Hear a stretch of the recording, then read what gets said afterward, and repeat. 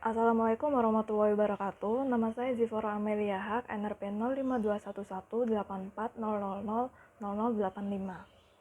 Perkenalkan, nama saya Alfrida Ramawati, NRP 04. Perkenalkan, nama saya Tiffany Tredaunwaru, NRP 0521184 05 kali 34. Nah, sebelumnya saya akan menjelaskan apa itu Implement Risk Response.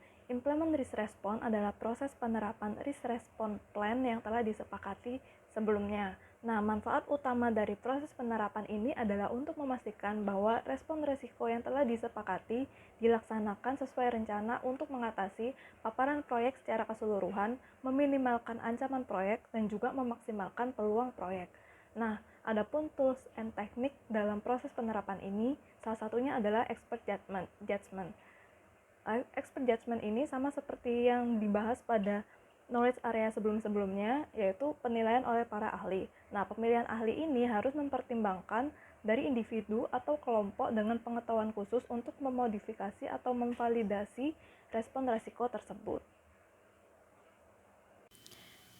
Kemudian untuk tools dan teknik dalam proses implementasi risk response yang lainnya itu ada, yang pertama ada keterampilan dari interpersonal dan tim. Nah, keterampilan interpersonal dan tim yang dapat diperlukan dalam proses implement risk response ini itu bagaimana seorang merespons risiko yang akan terjadi. Nah, tindakan respons ini itu dapat dimiliki oleh orang-orang yang berasal dari luar proyek juga, dan juga atau orang-orang yang memiliki tuntutan atau kepentingan lain. Nah, manajer proyek atau orang yang bertanggung jawab untuk mengatasi atau mengelola proses risiko mungkin perlu untuk memberikan pengaruh atau mendorong pemilik risiko yang ditunjuk untuk mengambil tindakan yang diperlukan untuk mengatasi risiko. Nah, kemudian tools yang kedua ada Project Management Information System, di mana sistem ini itu merupakan sistem informasi manajemen proyek yang dapat mencakup jadwal, sumber daya, serta biaya perangkat lunak untuk memastikan bahwa rencana respons risiko yang disepakati dan kegiatan yang terkait yang bisa diintegrasikan itu ke dalam proyek bersama dengan proyek lainnya. Dari tools and teknis yang telah dijelaskan sebelumnya, hal ini berkorelasi dengan permintaan perubahan yang biasanya terjadi pada saat proses implementasi respon risiko.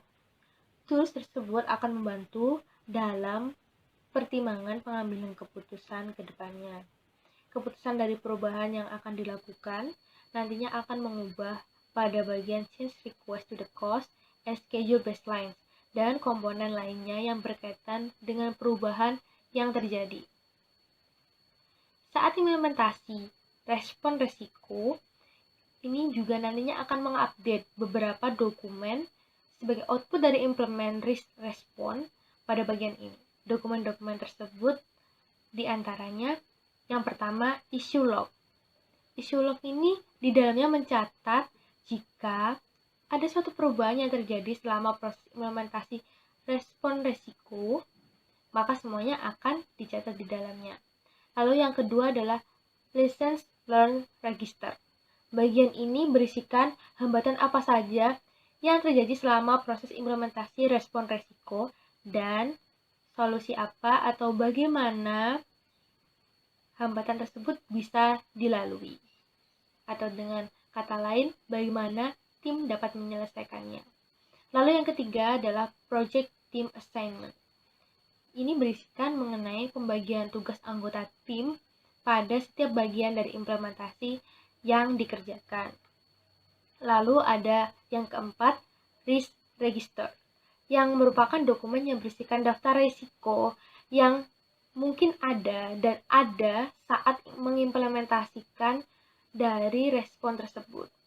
Nah, pastinya saat mengimplementasikan suatu perubahan, pasti juga akan muncul lagi resiko di dalamnya, sehingga harus tetap diupdate. Lalu yang terakhir adalah risk report, yang merupakan dokumentasi semua perubahan dari sebelumnya yang pada saat disetujui dan juga setelah dilakukan perubahannya dan diimplementasikan dan tentunya disetujui juga. Nah, seperti itu.